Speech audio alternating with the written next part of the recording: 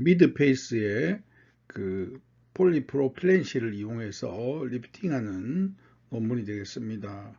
리카르노 이세라는 분이 많이 논문이 나오시는 분인데요. LA에서 아마 플라스틱 설전을 하고 계시는 분이고, 이 이제 폴리프로필렌을 가지고 미드페이스를 리프팅하기 위해서 이제 주로 이제 바브드 스레드를 쓰게 되겠습니다. 그래서 가시가 있는 실을 단독으로 사용할 수도 있고, 얼굴에 리프팅을 위해서 오픈하는 수가 있습니다. 그죠? 상처를 내서 얼굴을 오픈해서 쓸 수가 있는데, 이때 이제 같이 사용할 수 있다는 뜻이고요. 그 외에도 이제 말라 부위에 임플란트를 넣거나 필러를 추가하거나 필링을 하거나 레이저 리서페이싱도 할 수 있다는 것을 말해주고 있습니다. 그래서 우리가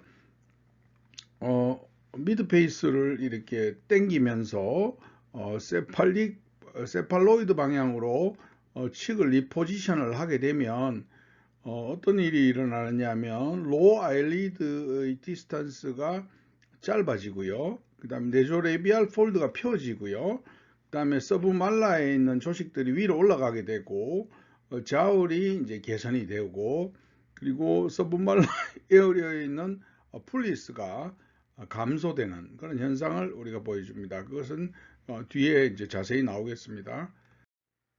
그 가시실은 그 녹지 않는 폴리프로필렌 실로서 이것은 이제 다용도로 사용될 수가 있고요.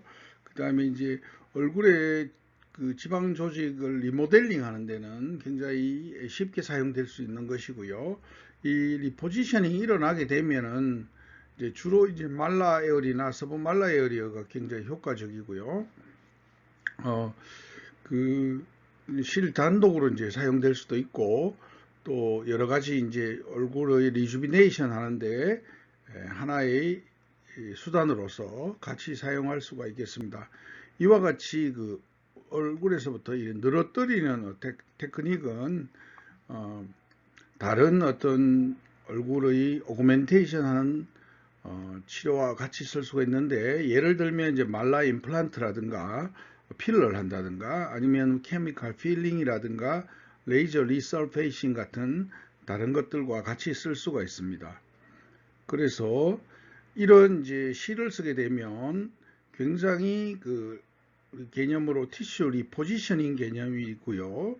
그 다음에 이 수술 자체는 굉장히 빠릅니다. 그래서 리커버리 타임이 되게 짧다는 것을 의미하고 있습니다. 그리고 이 저자는 한 80케이스를 그 2003년도부터 이제 써가지고 결과가 굉장히 좋았다 하는 그런 결과를 나타내고 있습니다. 그런데 이제 컴플리케이션이 단독으로 생긴 컴플리케이션이 약 2케이스가 있었는데, 어떤 경우냐 하면 실들이 튀어나오는 거죠. 어떻게 되냐면 이제 그 실이 템플 쪽에서 얼굴 아래쪽으로 이렇게 늘어뜨렸을 때 그 끝에서 그 실이 그 맨디블의 보도를 따라서 이렇게 보여진다는 거죠. 그래서 이렇게 노출되는 마이그레이션 되면서 노출되는 그런 케이스를 이야기하고 있습니다.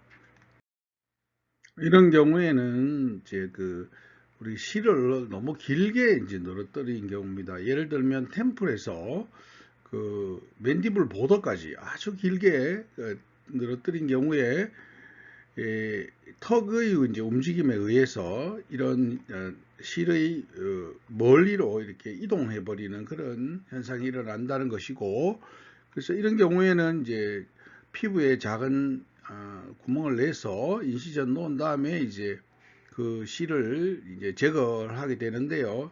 이와 같이 이제 너무 길게 넣는 그런 테크닉은 이제 하지 않는다는 거죠.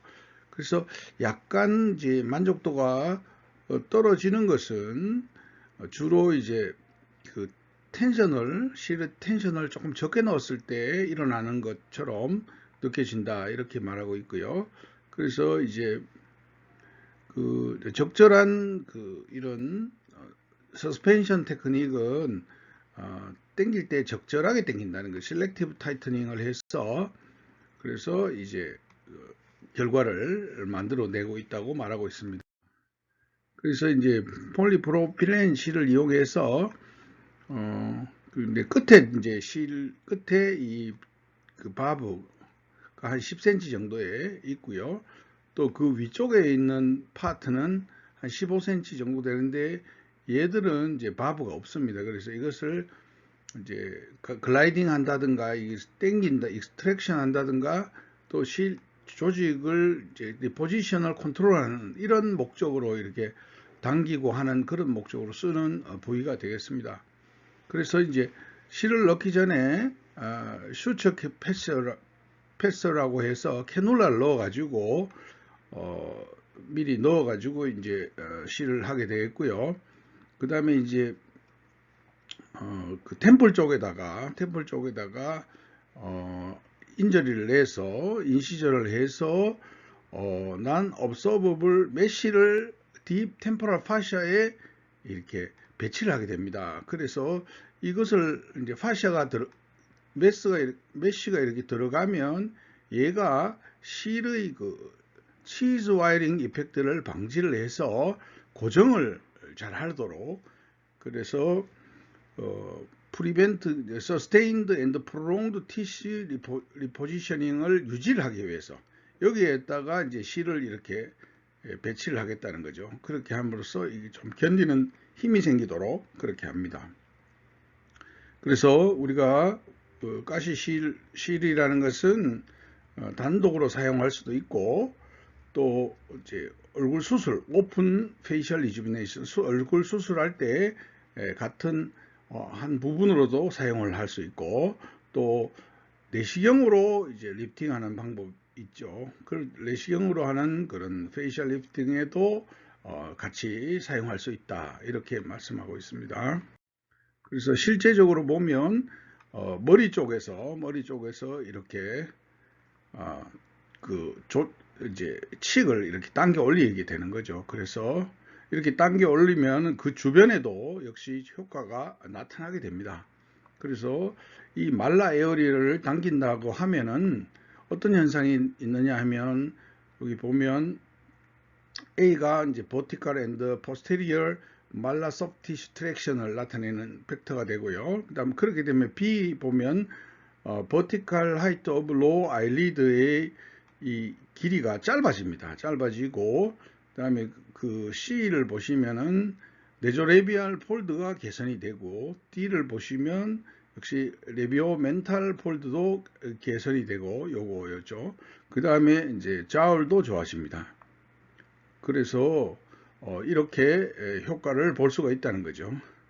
그래서 이제 보통은 그 환자의 뺨을 이렇게 만져봤을 때 그 뭐 움직임이 좋은 경우에는 그럴 때는 그냥 뭐 실을 넣어도 되죠. 실을 넣어도 됩니다. 근데 이제 그 만약에 그게 이제 움직임이 굉장히 나쁘다 이러면 할 수 없이 이제 수술을 해서 당겨줄 수밖에 없다, 막 그런 것을 이야기하고 있습니다. 그리고 그래서 이제 만약에 이제 다른 팩터로서는 그 환자의 요구사항, 많은 효과를 원하면은 수술이 필요하겠죠. 그리고 환자의 상태가 어떠냐, 환자의 상태가 나쁘면 실 정도로 해서 끝쳐야 되겠죠, 그죠? 그리고 귀 주변이라든가 목에 있는 그 조직의 리던던시를 고려해서 수술을 할 것인지 실을 넣을 것인지 이것을 우리가 결정해야 됩니다.